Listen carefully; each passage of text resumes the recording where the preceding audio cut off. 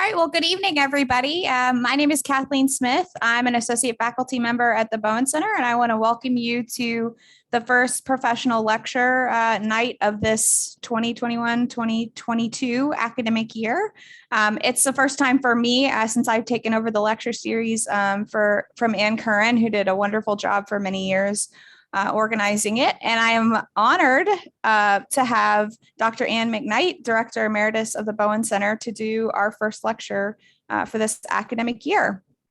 So just to tell you a little bit about Dr. McKnight, she was the director of the Bowen Center from May 2010 to July 2020, and she currently serves as a Director Emeritus. And she's been on the faculty of the Bowen Center since 1992. And I will let her tell you anything else about herself she thinks that's important for you to know. But thank you all for coming tonight. And I think it's going to be an interesting discussion and lecture. So Dr. McKnight, I'm going to turn it over to you. Thank you. Let me share my screen.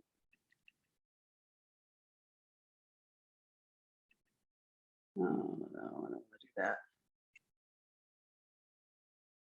I don't want to do that.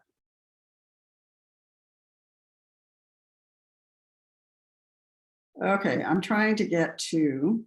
If you hit end show in the upper left corner. Okay.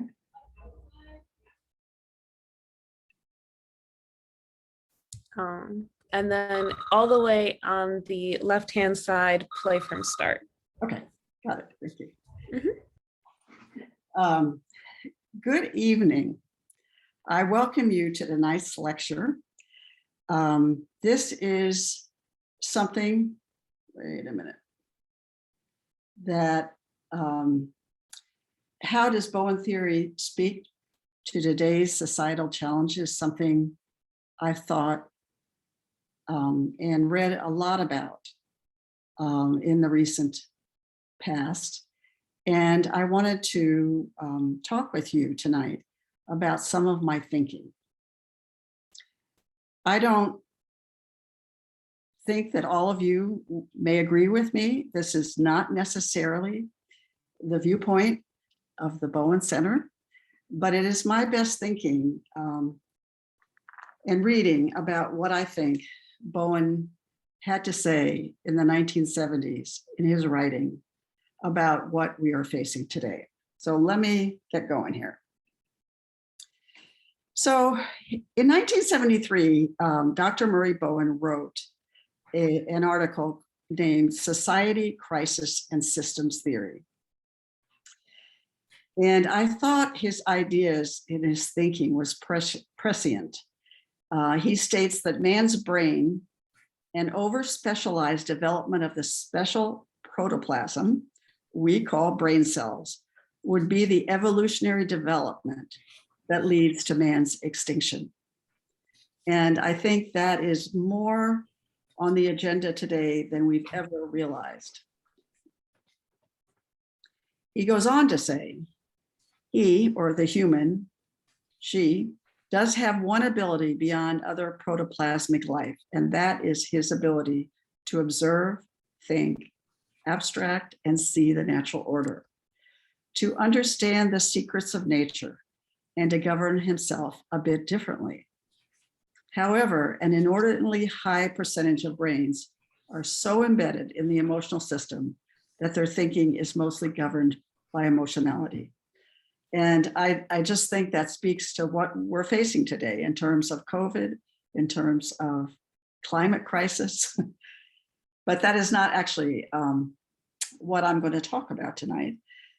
But one of the things that has been fairly widely discussed in the Bowen network is societal regression, which he believed was happening at the time he was writing in the 70s. And he believed society was functioning in a more anxious and reactive way. And his thinking about that, the framework of his thinking was that the disappearance of land frontiers, overpopulation, and the ensuing level of reactivity, which was coming out of the anxiety of these parameters of more people, less room to move, was creating subjectivity and life decisions based more on feelings, which I think one could argue is happening today. So currently, societal anxiety is rising in relation to many factors, but particularly to the pandemic and climate change. I know I live in Virginia, and we had 287 rainstorms, lightning storms, which is more than we've ever had. But that pales in comparison to the fires in Australia, the fires in the West Coast, the droughts that are happening, the hurricanes. So we as humans are facing changes that we haven't faced before that are profoundly affecting the human condition here on Earth. We had a conference last spring talking about climate change, and our journal article will come out in November. Our journal edition will come out with all many papers from the climate change conference. So as all of us are aware that this has led to societal polarization. So one could very confidently argue that societal aggression is happening. But I want to think beyond that in terms of Bowen's thinking and writing, because I think societal regression is kind of an overall context for thinking about the larger condition of the Earth and of society. What I wanted to talk about tonight was the projection process in society. And this has two sections. This talk has two sections. One is I'm going to talk about the projection process in a family. And then, to talk about how the concept emerged for Bowen, how he describes it, how he identifies it in the family. And then I'm going to talk about the projection process in society.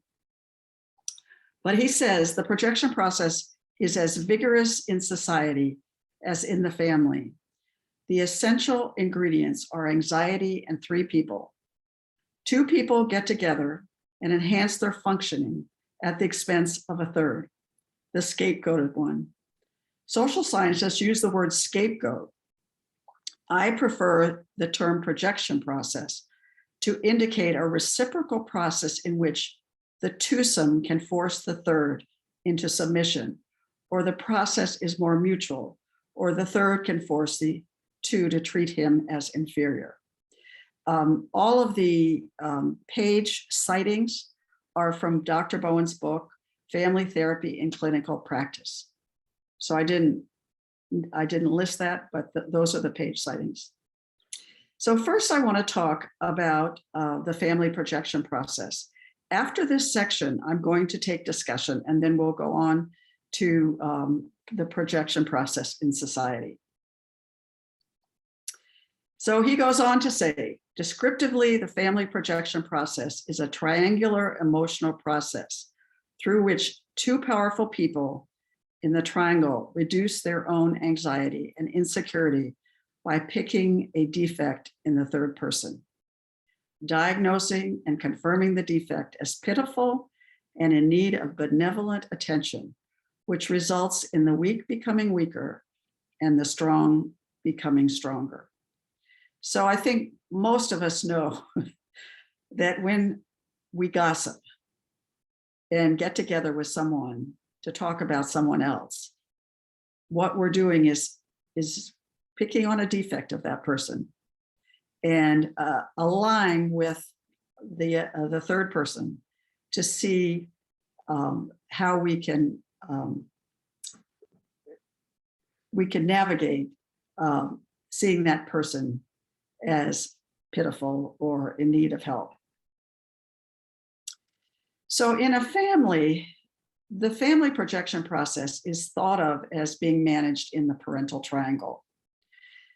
That is, one way to handle the tension between parents is to worry, to have an agreement that you worry and help a child. And in various families, one child seems to be the recipient of this worry for a number of reasons. And Bowen went into that in detail, you know, that the child is a particular sex or married or reminds the parents of someone they knew in their family, like grandpa, or the child was born in a time where the parents were having anxiety between them, or with an event in their family, such as the death of a parent. There would be a number of reasons why or how a child becomes vulnerable to being the focus of attention. So they can agree that the child is the problem and go to great lengths to help the child, to get tutors, to get diagnoses, to get treatment, to get drugs. And the impact on the child is that the child has to navigate that worry and has less maneuvering room to adapt to the circumstances developmentally of their life. So the energy of the child is wrapped up in managing being a problem for the parents and not for solving their own life challenges. So both blame and help are directed at the child. So for many years, I saw families with adolescents who had a drug or alcohol problem. And often that child was in an extremely positive relation with what we would call, in this theory, fusion with the mother and or the father. And when the child hit puberty and started thinking about how to emerge from the family, friction was created, and the family would turn negative toward the adolescent. He steals my credit card. She sneaks out the window. They don't go to school. They smoke pot. So then the worry turns into blame. And the child is in a reactive position.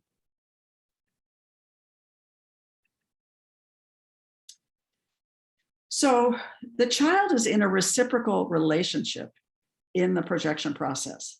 That is, the child takes an active role in being the problem.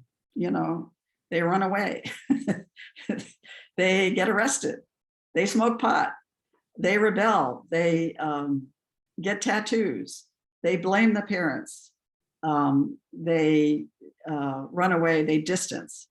And the ones that I saw as teenagers generally acted like the problem. So they were cooperating with the projection process in the family. So I want to just put this in here. The idea would be that the projection process in a family is influenced by three things: the level of anxiety in the system, that is, how calm or revved up by other things. Did the father lose his job? Did the mother get a cancer diagnosis? Did the grandmother die? Did someone get COVID in the family?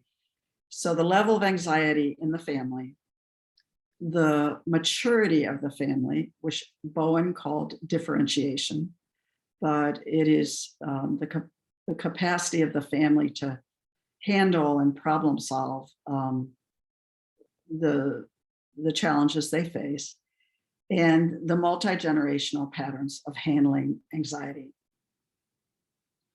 So if one's parents had little capacity to solve problems, the next generation does not have that framework and experience to do that, to solve problems. So one of the aspects of Bowen theory, of family systems theory, is that it's thought of as a natural systems theory. That is, the human has behavior patterns and reactivity and responses that are interconnected and based upon what we have inherited from our long ago ancestors. And chimpanzees were way back in our in the dividing family tree.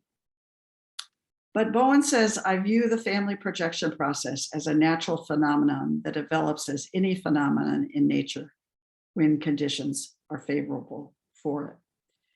So in the chimpanzee population, an interesting example is Flo and Flint. And, you know, I have read Jane Goodall's book Through a Window several times in the last year. So Flint is this baby chimp here who was the first chimp born in Gombe after Jane Goodall went there. And Flo is his mother. So Flo had 5 offspring, and I'll talk about two more of them in the second section. But Fegan, Freud, and Fifi were pretty functional chimpanzees. What happened with Flint is that he was born when she was much older, and she had another baby, female, who named Flame, who died. So what happened with Flint is that he became very dependent on his mother. And he, you know, he wasn't successfully weaned. He clung to her.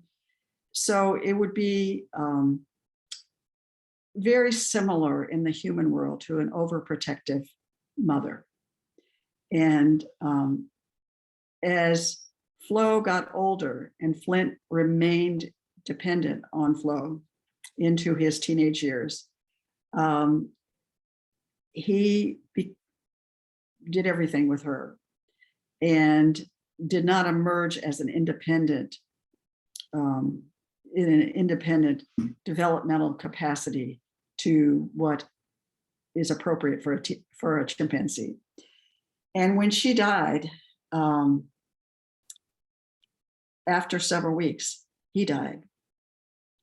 And that would be an example of this kind of tie where the parent is overly protective and helpful to the child, and the child is overly dependent and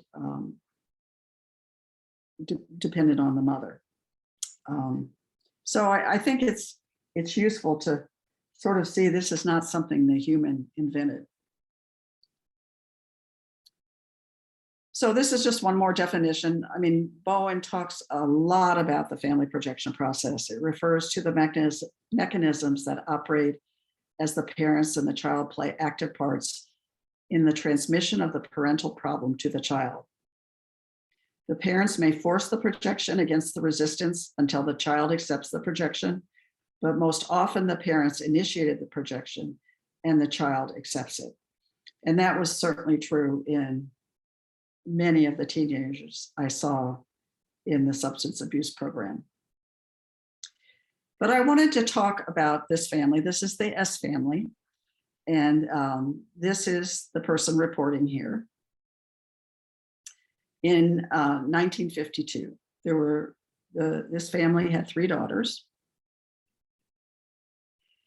But the background to this family is that in each of the parents' family, there was a significant projection process.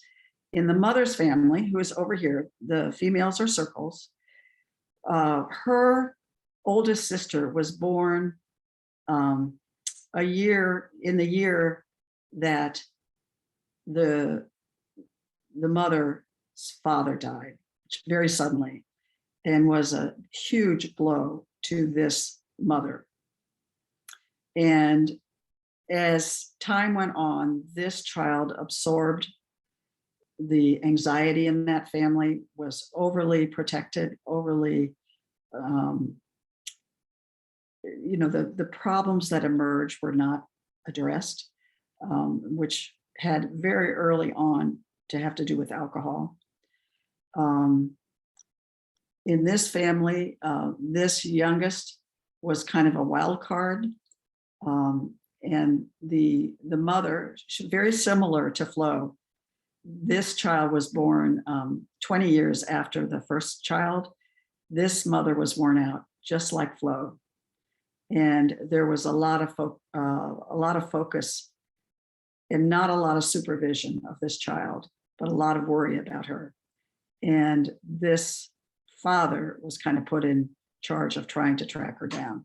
So in both families, there was a kind of a cross-generational focus on a child as the backdrop to their raising their own children.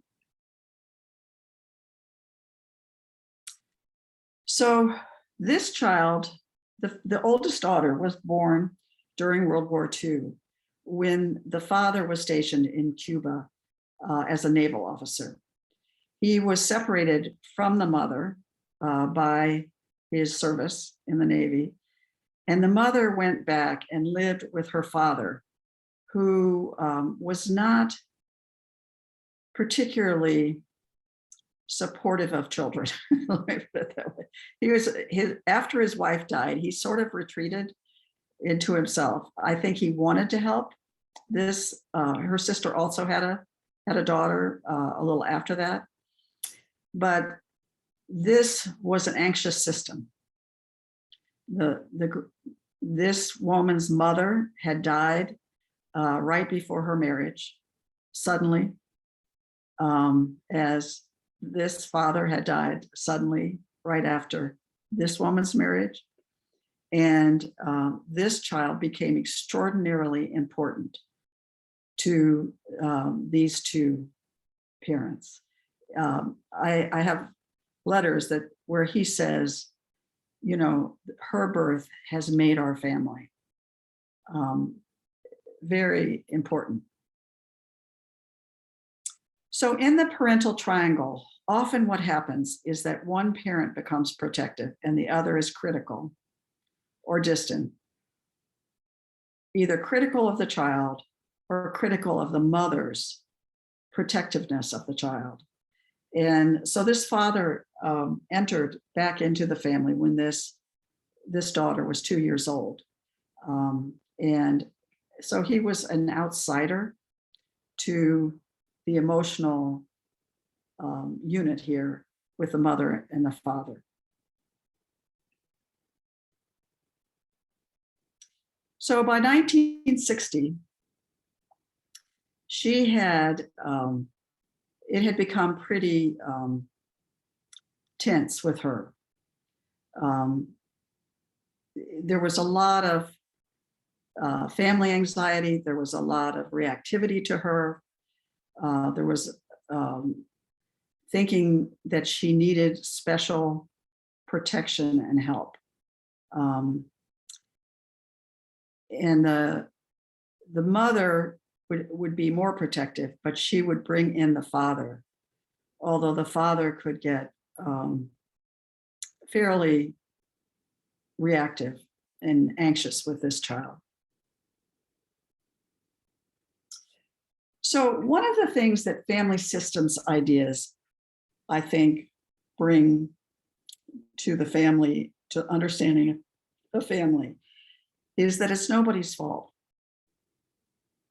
That each person, comes from a family, that function in a particular way, and they have a functioning position in their own family.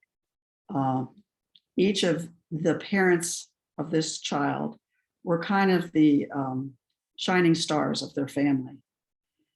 But they can treat members in patterns that they've experienced over time. That is, patterns in families can be recreated. And that in those patterns, there's reciprocity. That is, if there's a yin, there's a yang. That is, no one's doing it. It's simply the way the relationship system is functioning. And what happens is that there becomes an embedded family perspective. That is, they're talking about one another as if this is the way it is.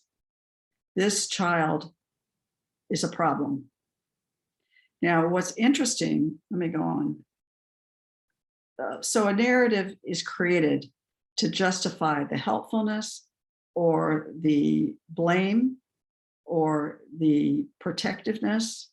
In this particular case, this daughter was thought of as temperamental, self-absorbed, less capable, needing special treatment. I mean, people tiptoed around her, uncooperative, and not a team player.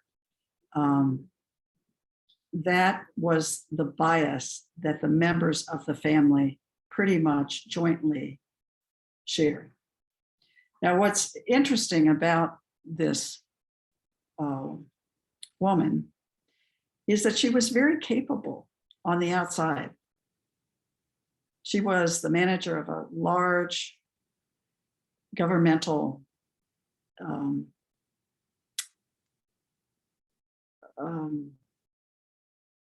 agency, was very capable in her work, worked all over the world.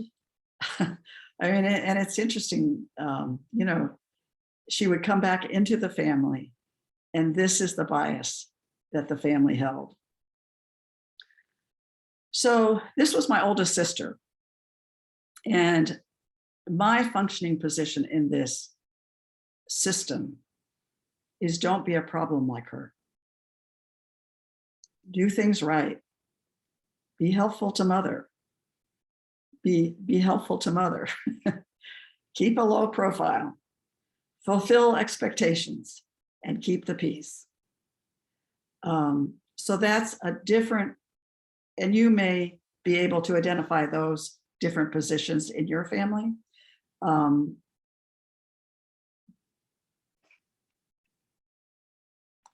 So what I came to believe after studying Bowen theory is I did not create this problem. I'm not responsible that my sister was treated in this kind of special way.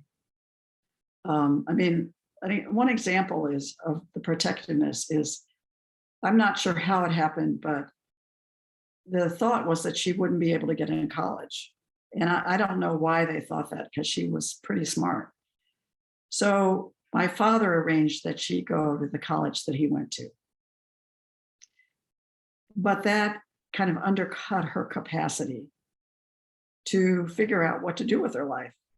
But anyway, I didn't create the problem, but I'm part of a system in which the emotional process is operating, in which she is a problem. I didn't volunteer to be the problem, in other words. So ultimately, after my parents died, she really cut off from the family and had very little to do with it until she died. And that was the outcome of this projection process. And I think it can be an outcome of a projection process. People quit their job because they feel like they're being picked on, that kind of thing.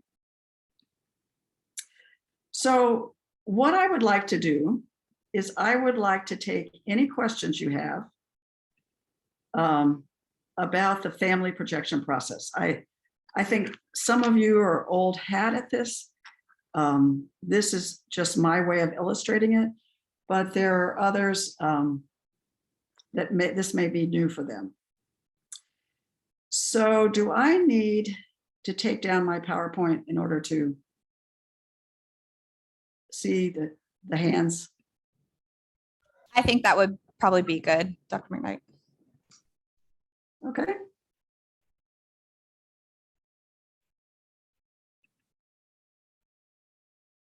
So what questions, thoughts do you have?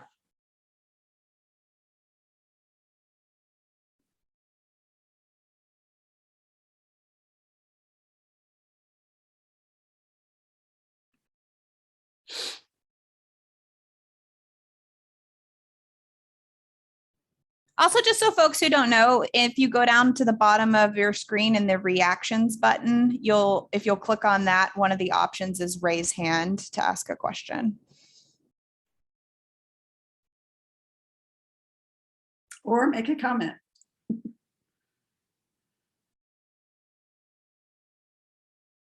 Ms. Ferrer. Well, that was very clear and interesting. I have been thinking about the projection process in a little different way, that there are some children who I think are projected on as being more adequate. It's sort of the little adult in the family, the child who becomes overly important as a helper, I personally had the sense of being too important to my parents. And it was partly because my mother had traveled from New York to Chicago to get married, and her family was back in New York. And I think she missed, so her mother was not nearby, and I was her first daughter. And I just always from the beginning had that sense that, she would come to me with whatever she was worried about. And there was just a whole long sequence of events, developments in the family where I would be called upon to be the helper. I call it the, sort of the idealized child, or I remember a client saying to me, her mother would often say to her, "I don't know what I would do without you." And I think that kind of a message is powerful for a child to hear. The mother needs me that much.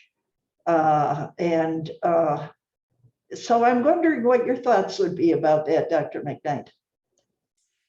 Well, that is not exactly,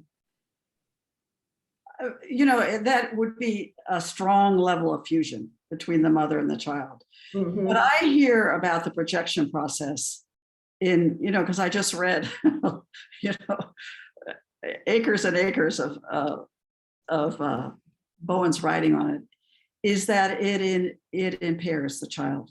It impairs the capacity of the child to go forward in life. Now, if your mother's helper and she confides in you, that may be an obstacle to go forward in life. But he poses it over and over again. I mean, I would say that be my position in my family. I was next to the problem, so I would be very tuned into mother.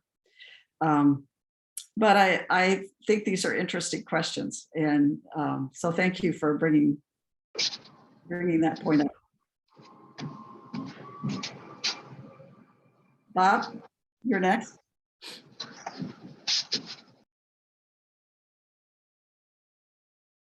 You need to unmute.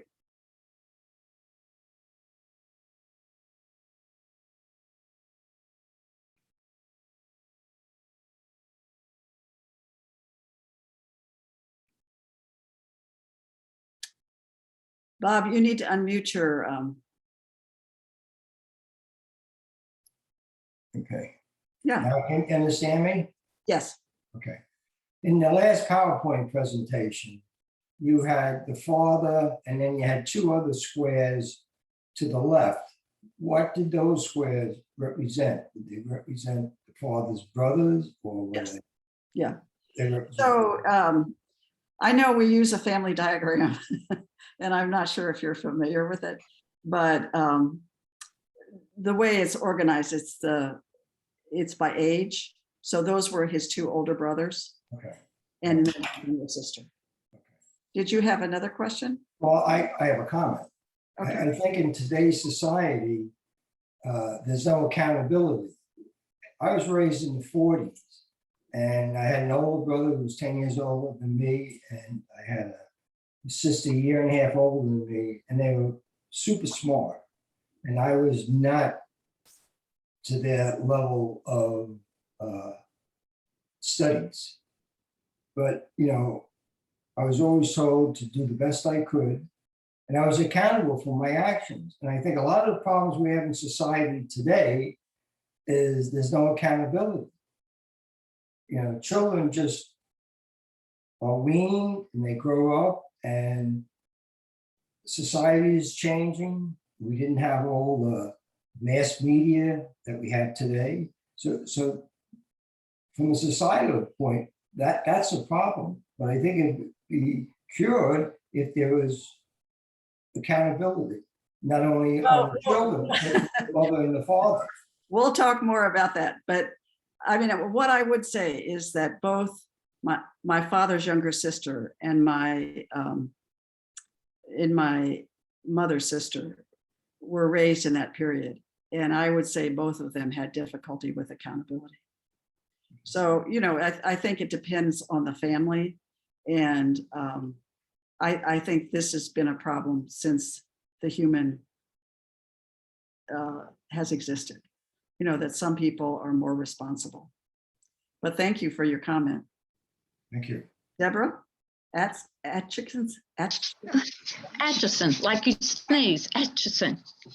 So one comment going back to Flo and Flint.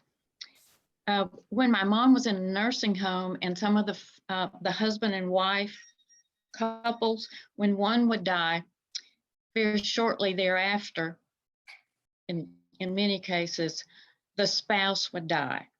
And I don't know that it's necessarily a formal diagnosis, but the nurses would just always call it a broken heart syndrome. And that almost sounds like Flo and Flint, broken heart syndrome. To segue off of Bob's comment, I've worked for 30-something years with children, and I saw just over the years that it was okay for a child to just say, "Oh, I'm sorry," and move on with no consequence and no responsibility on the part of the parents. So I still see that. It's okay if they hit you, if they apologize, that erases the consequences. So I agree with what Bob is saying. well, I think that's a, let's see. Deborah. I think that's a good example of the projection process. You know, Mhm. there's a fair amount of attention to helicopter parents or Yes. parents who move to the town where their child is going to school, you know, to college, you know, that, you know, and that I think the projection process is reflective of the anxiety in society. And, but I would see that, you know, how the projection process, it interferes with the capacity of the parents to allow their children to meet the challenges and take responsibility for what is appropriate developmentally. Mhm. But I don't know that I would agree that this is totally new in society. You know, I think it's been around for as long as history records. But Oh, yes, ma'am. Yes, ma'am. You're exactly right. but thank you Thank for you. the comment. Uh-huh. Tony Sullivan. Hi there, Dr. McKnight. I have a question about earlier gossip was mentioned. I'm wondering if you could repeat that again and what that means, and what would be the difference between gossip and two people talking together about another person? Well, I don't know. What do you think? Well, I mean, thinking something to lower their, make it look like they need help, or make it look like something has to be done that affects how they work in a system, I guess. If I were to take a stab at it, I mean, there's conversations you can have about another person together that wouldn't qualify as gossip. I just was wondering if, yeah. Well, I think it goes back to Bowen's definition. You know, how do two people band together to focus on the defect of another? That's a triangle. I like that definition a lot. On the defect of another in order to make themselves stronger. And that this is actually, thank you, Mr. Sullivan. This is a great segue into the second part of the presentation. But I think I thought it was important to talk about sort of the original framework for Bowen's thinking, and how then he used that as a platform to move to what was happening, societal emotional process. So I wanted to spend some time on that. And but thank you. I think I'm going to move on. Dr. McKnight, I'm going to interrupt you real quick. I see a couple people who aren't muted. So if you all could mute yourselves just to lower the background noise, that would be appreciated. Thank you. Or can the host mute them? They can. I'm just trying to let people be responsible for themselves first before we swoop in and do it. Before you become the problem. Exactly. We'll talk about you. So, okay. So let me go back to my PowerPoint. Oh dear. This is the problem. So I have to open it.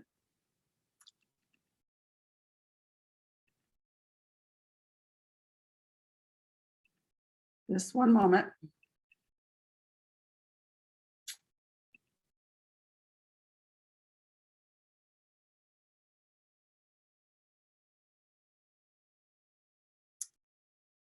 I don't know why that's doing that.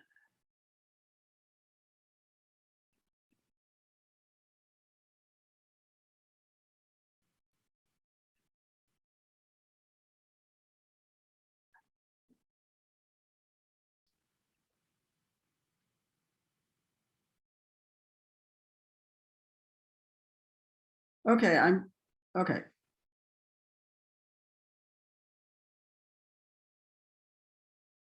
I'm trying to get back to the Zoom.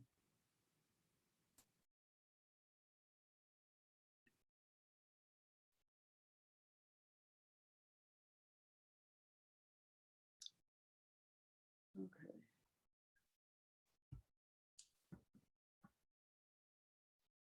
Where is the share screen? Share screen is going to be at the bottom of the Zoom screen. It's the arrow pointing up in a little box. I gotcha. Okay.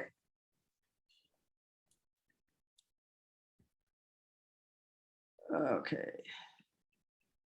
Sorry about this. Okay, so that is the context for looking at the family emotional. So for looking at the projection process in society. So keep thinking about how two people, or many people, get together to feel stronger at the expense of a third. So Bowen goes on to say the family projection process is universal in that it exists in all families to some degree. This is not a pathology. This is an emotional process. It alleviates the anxiety of undifferentiation in the present generation.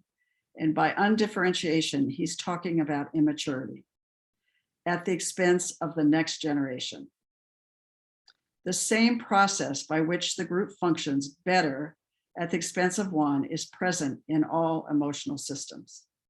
So I want to go back to the chimpanzees because this is very much part of chimpanzee life. So Flo's two oldest sons, Figen and Fabian, created an alliance to oust Everard. And when we talk about projection, this in chimpanzee society, it's very physical. Like they have an alliance and then they go beat up their rival until that rival, I mean, you can see how strong they are, until that rival can no longer function in the role of leadership. And this is part of the progression of leadership in chimpanzees troops. However, these two were not popular. Figen was kind of a bully, and Fabian kind of went along with Figen and backed him up. So Everard went over to some of the other adult male chimpanzees and formed an alliance with them. And they attacked Figen and Fabian and drove them out. So these alliances or triangles are how the chimpanzee becomes stronger at the expense of the weaker. So I think you could see this in human society all over the place. So what I am advocating here is that anxiety in society is managed in a similar way as in this family. And that it's in all systems, but that when anxiety rises, it's focused on the most vulnerable.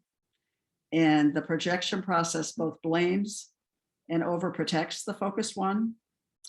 Leaders become anxious, producing short-term quick fixes. This is Bowen. And the triangles are means of managing anxiety in societies and between nations.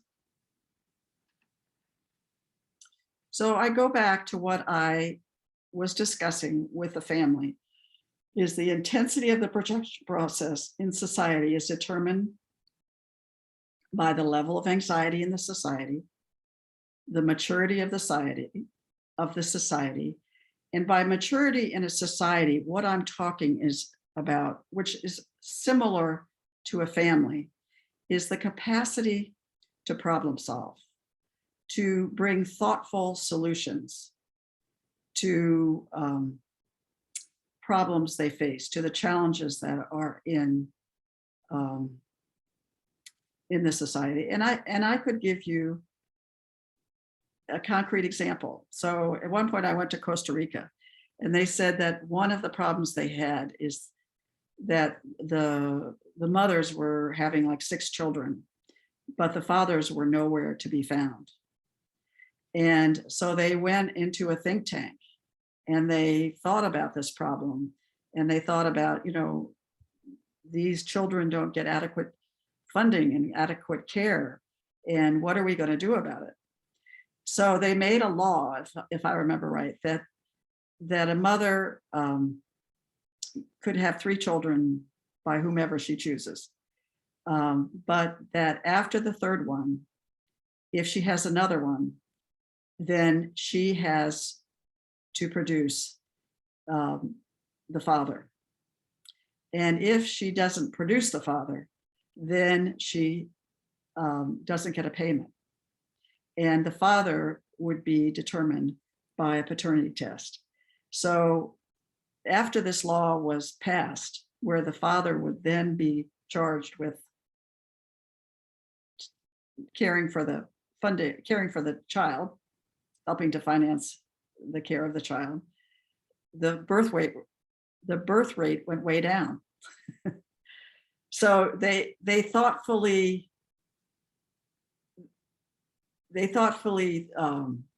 problem solved about this problem in their society. And then there's the multi-generational patterns of handling the anxiety, like who are the focused ones in the society. So in the United States, at least, the maturity of the society and the way it has handled challenges has not been high. I don't think we could argue that. There's political polarization and there's political gridlock. And it hasn't seemed to get too much better. So Bowen says, and I actually didn't realize this until I went back and read his chapter. He says a universal target of the projection process is the scapegoating of vulnerable minority groups. The necessary ingredients for this are anxiety and people. For over a century, the Negro has been the main object of the projection process to minority groups. And he wrote this in, I believe, in the 60s. This is the citation. So the projection process on African Americans is part of a wider projection process. When I gave this before, someone said to me, why are you focusing on African Americans? And partly I am doing that because I think they are the most challenging segment of our society historically, where they were the most impinged by the institution of slavery and in our economic system. However, I think that the projection process, certainly in the last 5 years, has been on Jews, where people came and shut up synagogues, Muslims, Asians, and Mexicans, are Mexicans rapists or what? So the polarization, or, are we not going to let any Muslims into our country, or are we going to hold them accountable for a few? So the projection process can easily get triggered around a vulnerable group in a society. So what I have thought was helpful, because questions have came up about, well, what's our role in this? So if you look back on the projection process in Germany in World War II, it was focused on Jews, homosexuals, and the disabled, and other people as well, religious people and union activists. So there were the active perpetrators, who were the Nazis, the brown shirts. And then there was the rest of the society, who were kind of bystanders. And, in thinking about this emotional process, there were a lot of people who knew what was going on, or were observing what was going on, but were just passive. They were a part of the system, the political system, but they were not actively resisting it or taking a stand against it. So I don't think they had the principles of the Nazis, but they also didn't have their own, they didn't act on their own principles. So the multi-generational history of the projection process in relation to African Americans, I think we all know. I mean, I've been reading just a variety of books about it this year, just realizing there are things I wasn't real well acquainted with. Slavery, Jim Crow, voting discrimination, housing, inferior schools, job discrimination, miscegenation laws, all of these things have been a part of our history. So the ramifications of the projection are very concrete. You know, Blacks are more incarcerated. They have less home ownership because of redlining, income inequality, infant mortality, and certainly what happens with the police. So as I was talking about, there was a bias in my family that my sister was not up to snuff and didn't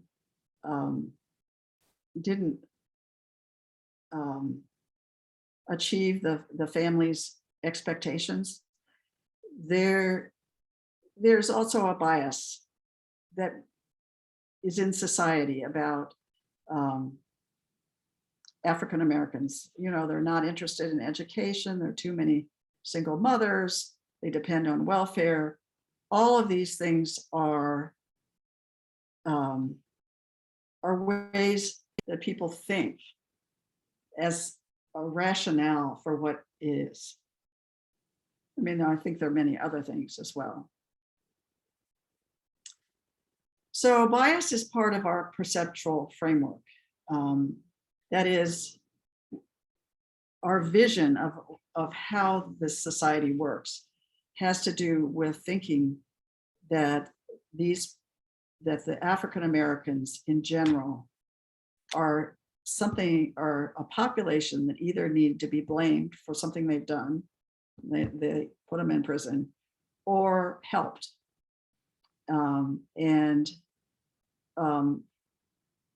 You know, I think in the books I've read, people say, well, I'm not a racist. And that's certain, I don't carry a torch. You know, I don't,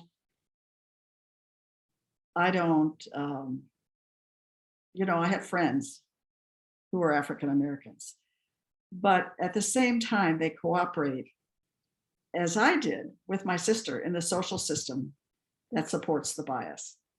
And that doesn't mean people are bad people. They're simply, if one is looking at this as a systemic issue, the people that are just sitting back are a part of the system.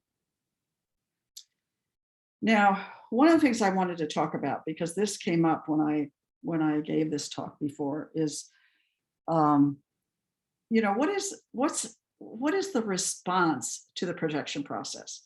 So my sister would kind of create chaos.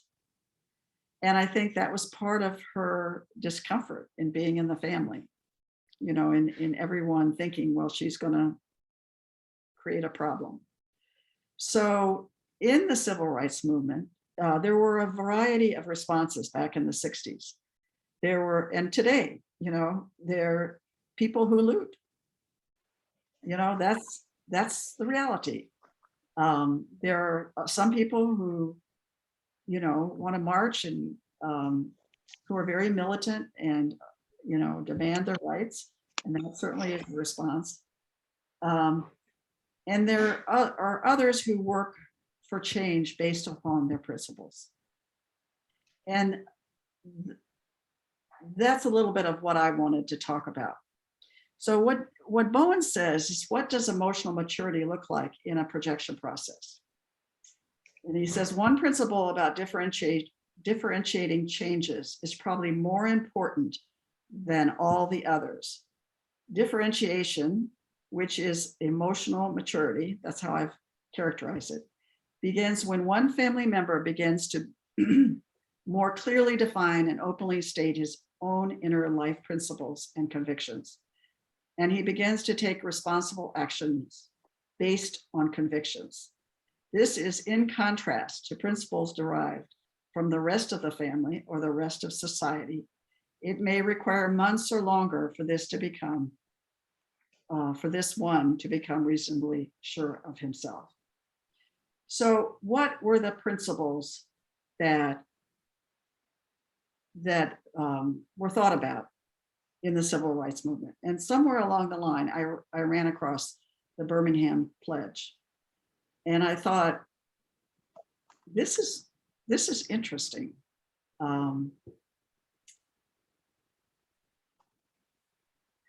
that these are principles based upon the willingness to be nonviolent and to be non-judgmental of the process of projection. Strive to be good spiritual and bodily health. Sacrifice personal wishes in order that all men and women might be free. Observe with both friend and foe the ordinary rules of courtesy. So another question I got is, who do you think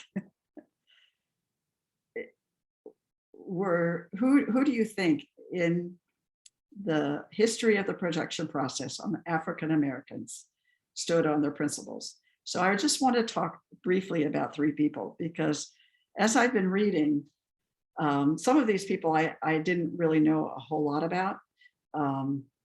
My husband and I actually visited the Harriet Tubman Museum, and I bought a book. So I picked these 3 people: Harriet Tubman, Rosa Parks, and Barbara Johns. And I'm just going to talk a little bit about what they did and my thinking about it. So the first is Harriet Tubman. And she has a really interesting life. I read this book, and one of the things that activated her is she saw, so what was happening in Dorchester County when she was growing up was that the economy was less dependent on slavery at that time. And the families had lived in Dorchester County for many generations. And so they had a relationship with the slave owners, and the slave families generally stayed together. But when the economy changed, they began to sell the slaves to the cotton plantations in the South. And so what galvanized her is she saw her 3 older sisters sold. And what it meant basically is it broke up the family, and they would never see that family member again because they would be down in Alabama. So she grew up in Maryland.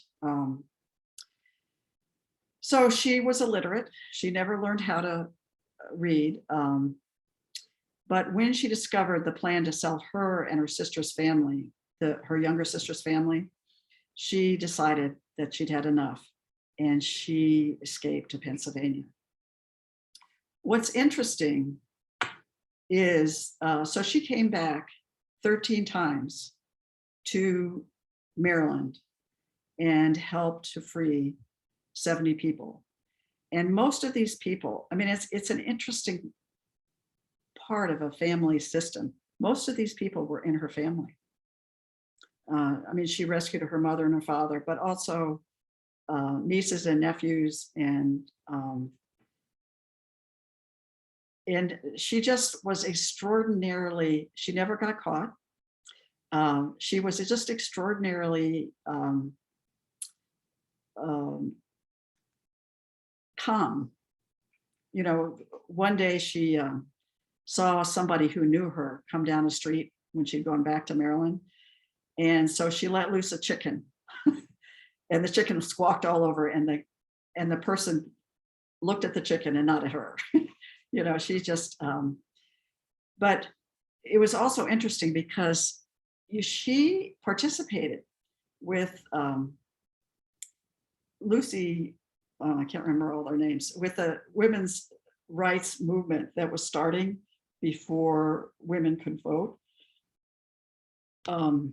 Lucretia Mott and Stanton, I can't remember her name, but she was a part of their discussions, and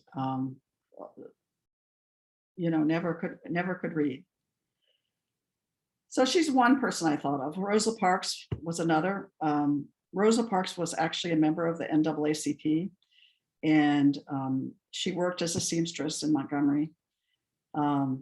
But the NAACP actually asked her to question the bus segregation. And one day a white man came on the bus and wanted to sit in a free seat in the colored section, and she didn't want to move. So she was fired from her job and, received death threats. But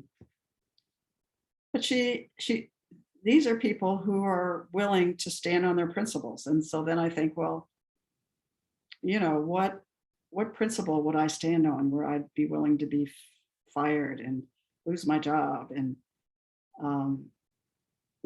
just the courage and the determination to keep going with this.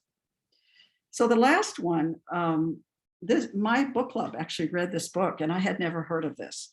And I thought it was interesting, but the book was Something Must Be Done About Prince Edward County. And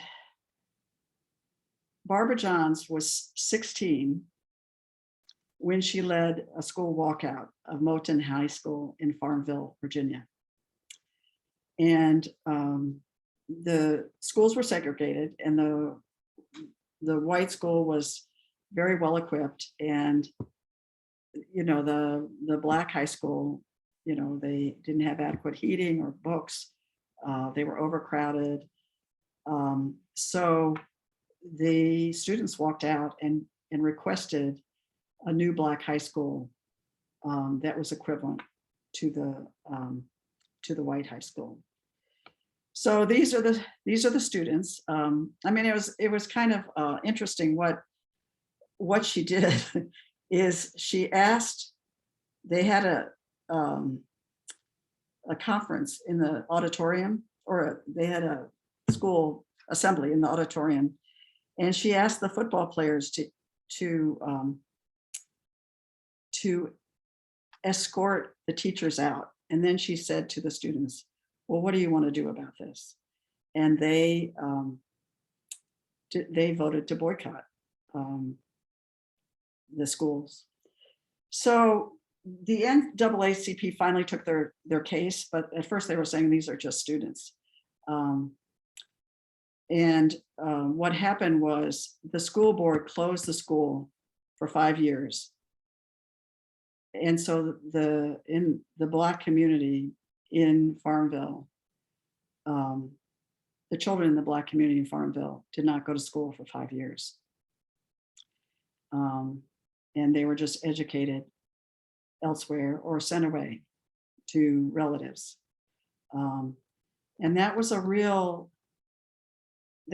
position these families took, that rather than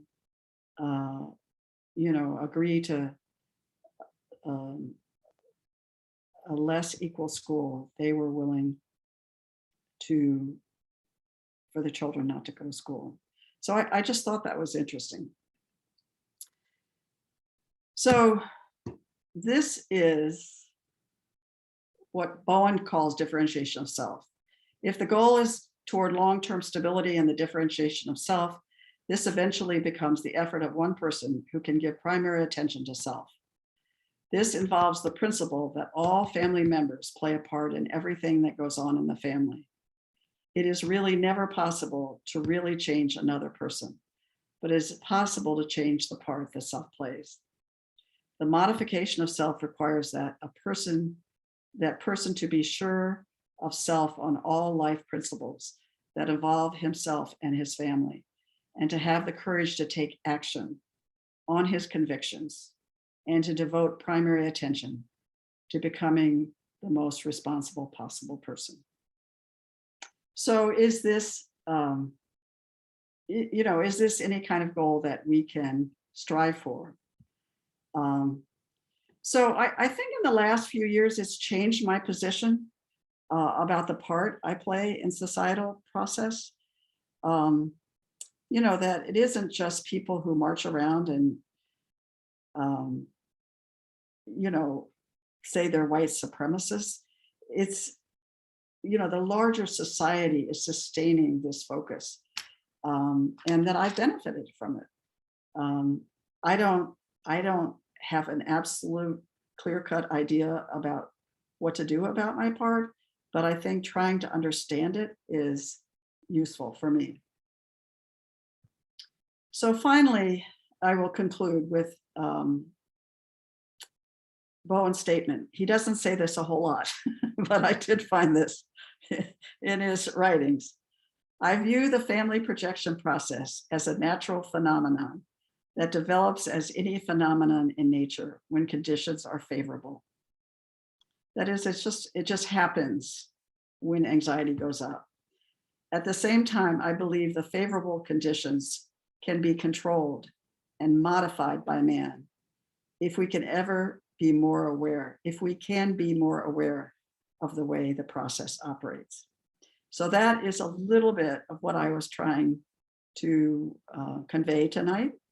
And I would welcome your comments and your thoughts. As I said, this is not the position of the Bowen Center. It's sort of something I've been working on my own. So thank you.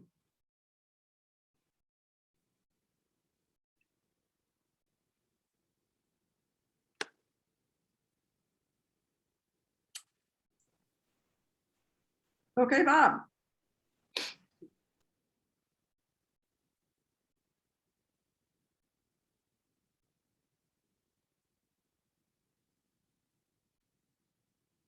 Bob, you have to unmute. The first thing I like to comment is about racism. The greatest racism in this country is when we stole the country from the American Indians. And not enough is said about that. The African Americans, I saw a lot of racism when I was in the service and traveled down south. Okay, that racism is only attributed to certain southern states. I worked as a collector for a finance company in Harlem and the Bronx during the riots. Most of the people up there were beaten down because their spouses lived in Alabama and Georgia, and they treated them that way. I'll give you a point. My first exposure, when you said about jails, when I went to Texas, I saw chain gangs. There was just as many white people in the chain gangs as the blacks. But when I was a freshman in high school in 1956, I went to a small school and we had small lockers. We had small lockers, we had one on top of the other. And myself, a fellow by the name of Kelly, Quinn, and McNamara, my name is Irish, we got the top locker. And unbeknownst to us, we were packing in, and 4 Negroes, as they were called, were all big guys. And they tapped us on the shoulder and they asked us if we moved down to the bottom locker and give them the top locker because of their size. And we did it, okay? There was no racism back in the 60s in New York. The newspapers created it with the riots, but a lot of the movement when Martin Luther King would be turning over his grave, if you saw what was happening today. What you showed is the 10 prayers of that race, the Negro race. If they practiced that, society would be better. Okay. You know, Bob, this isn't really a forum for long comments, but thank you for your thoughts. It's really a forum for questions. And my question is, the media should get off what they're doing and deal with the problems that we have today. You know, I had lunch with a man that works for a social service, and all these people are out of work, they're living homeless, and we're not doing anything for them. So the leaders of our country are divided, and it's not going to get better until something's done. okay, thank you, Bob. So,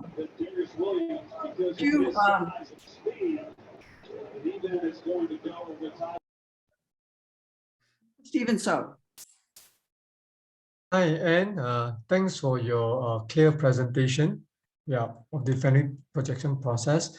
I just want to kind of ask, because your last slide, I think, says that projection process can be modified.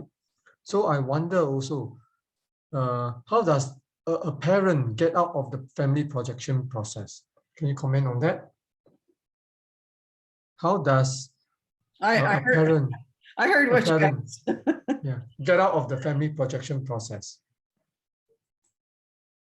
Well, I would go back to what Bowen talked about, which is working, when one is working toward differentiation, toward emotional maturity, one tries to be the most responsible parent, the most responsible person in relationship to one's child. And, you know, how do you define that? You know, about not overdoing or underdoing for that child, so the child can emerge with as much autonomy and confidence as the child can. But it's not something I can tell you tonight. It's just a question of, you know, how does thinking about the child as the problem become a way to focus the family anxiety on that vulnerable child. Thank you. Thanks, Anne. Mr. Lockett. Yes, yeah. Thank you, Ann, for your expose on projection, particularly with African Americans. You know, I just a couple of things. I have a couple of things about that. I mean, I find it real interesting that people, particularly white population, will argue that they don't support something when they really don't understand it. And, you know, I mean, I even heard you say a couple of times you didn't understand about Harriet Tubman and all that, and you had to go back and read it in order to understand. I mean, it's almost like we take it for granted because it's part of our culture. We think everybody understands it, but that's not the case. But and the long and short of it, I just want to speak to the same thing about the critical race theory. You know, the same kind of concept. People really don't understand it, but they vote against it, and they vote against their own self-interest. So I just like for you to comment on that in terms of how people don't understand, but yet they vote against their own self-interest, you know, for the sake of benefiting from whatever the issue is at hand that is part of this projection process that we've seen in our society for many years. Well, so I really like that, the first quote that Bowen, the very beginning of my talk, because what Bowen was talking about is that people are more determined. Somebody has their, we're getting some sort of interference. People are more geared in their emotionality. I mean, look at COVID shots, you know. I mean, COVID vaccines. I mean, you read these stories about people whose neighbor has died, but they don't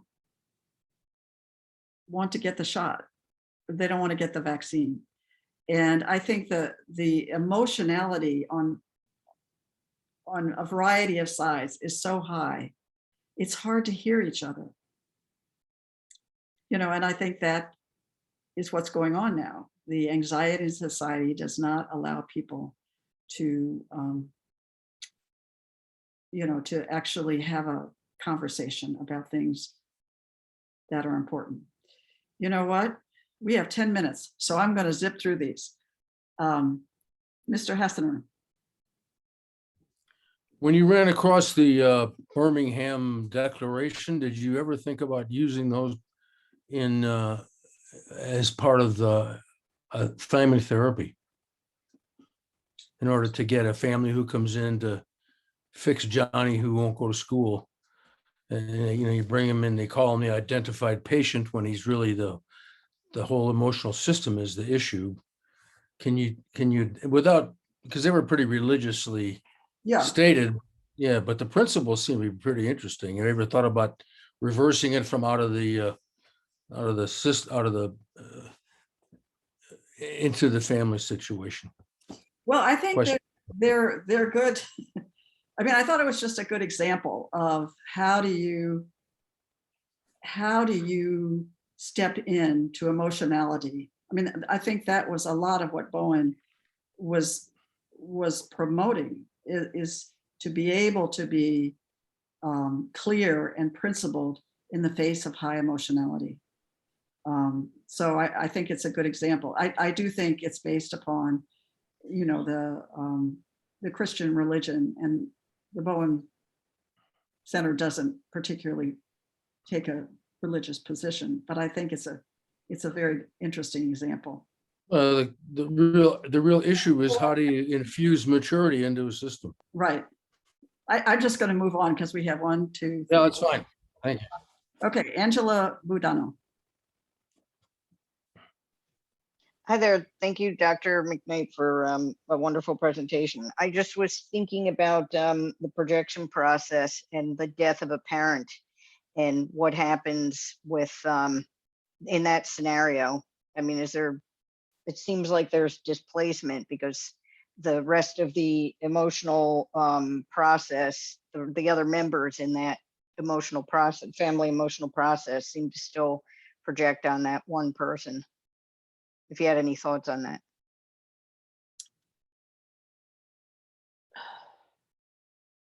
Are you talking about the mother or the child? The mother, for example, if the mother passes, there was a dependency, an interdependency on the two, and the mother passes. Where does that projection has to naturally go somewhere that had existed in the family system? Oh, I think I understand what you're saying. I mean, I think I don't know if that happened with Flo, if that's what you're referring to, but I do think it does get passed on. I mean, after my mother died, I don't think we thought of my sister any differently. You know, it didn't change things. I mean, that was a functioning position she had in the system, that you know, the way the anxiety of the family was absorbed. So I don't, if I'm understanding your question, I don't think it changes. Yeah. Okay, thank you very much. Ms. Owens? Hi, thank you, Dr. McKnight. This is such an interesting topic, and I love that it went from, you know, from ideas to culture. Harold said something about culture, and it kind of went into emotionality. And I was just thinking about like that differentiation, and like, how do you rectify like people having different values, you know, like if you're going to stand on your principles, for example, you know, the way Harriet Tubman stood on her principles, and the way, you know, Rosa Parks stood on her principles. If you are going to do that, how do you do that in a system that values so many different cultures, right? Because it's an interesting thing. And then those cultures intermingle, and, you know, children go to school, and you have this system, and you have parts of the system intermingling with different cultures, and I mean, kind of absorbing different values and different things from different places they go, because America is so different from another country where one culture kind of dominates. Well, I was just talking to somebody from Germany, and apparently it's not that different.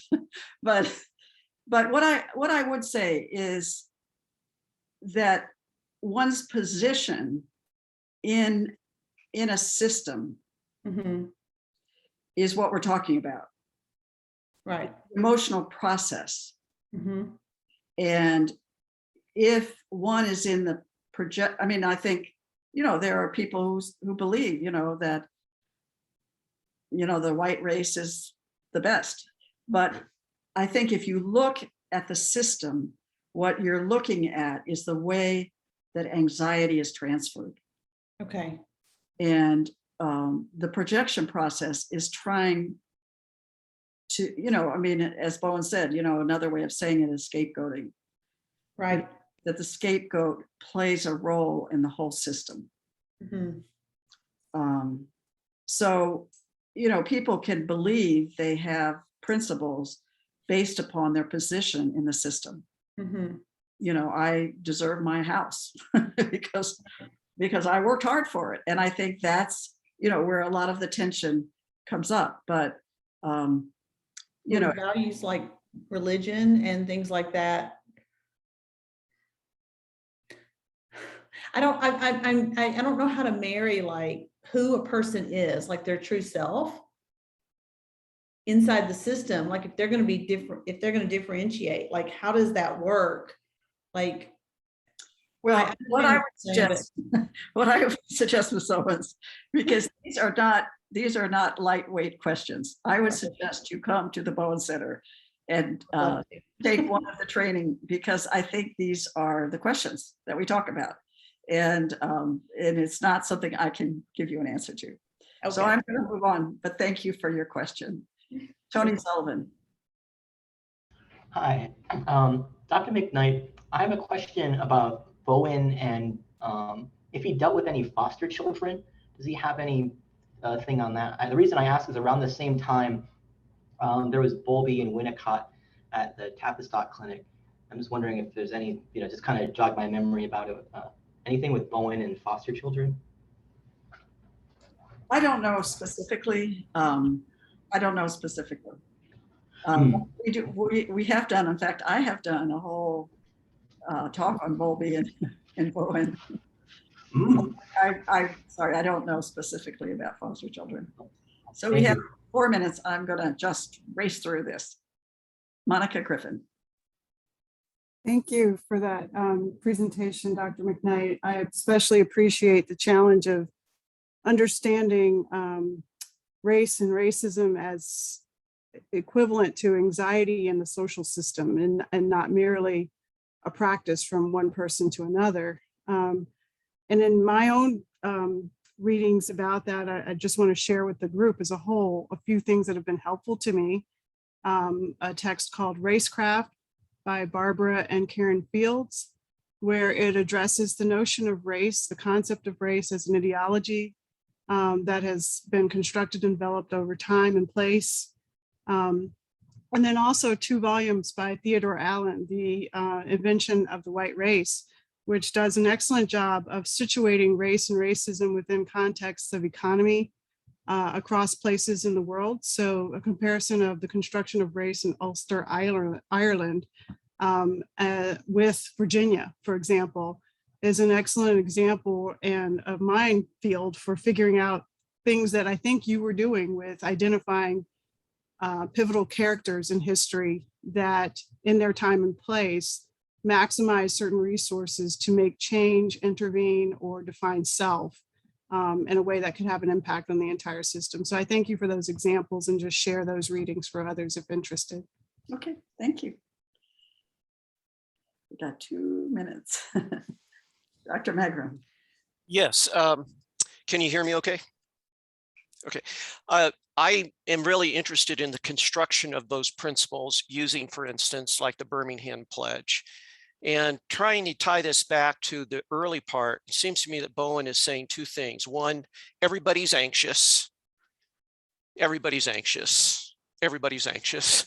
And the primary way of dealing with anxiety is scapegoating others.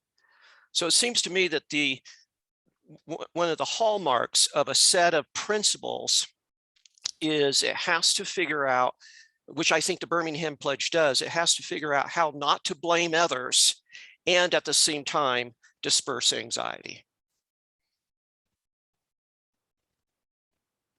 The Birmingham Pledge doesn't scapegoat anybody, but there are a set of practices within that Birmingham Pledge that disperse natural anxiety, naturally occurring anxiousness. And I wonder what your thoughts are on that. I don't know that I would see it quite that way. Okay. The Birmingham Pledge, in my mind, is a way to say what people were going to do. Yeah. What people were going to do about whatever they saw as the problem at the time in a non-reactive way. And I do think that, or in a calm way, or in a way without blaming anyone. Right. And I think that, that is what Bowen is talking about. Yeah. I can blame you and you can blame me and we can call each other names. But if I take a position without blaming you, Right. but responsible for myself, then and what I will and won't do. So anyway. Yeah, I think I'm saying the same thing you are. You chose the word non-reactive or calm, and I used the phrase dispersing anxiety. But I think I'm happy with your words. Those practices need to avoid blaming others, or to recognize our tendency is to blame others, and at the same time be calm. Okay, that's very helpful. Thank you. Well, thank you. I just wanted to thank everybody for coming tonight. I hope this stimulated some ideas in your heads. I didn't expect everybody to agree with me, but I don't think these are easy questions to take on, and so this was my best effort at this point, and I hope it stimulates thinking in your brains. So thank you for coming.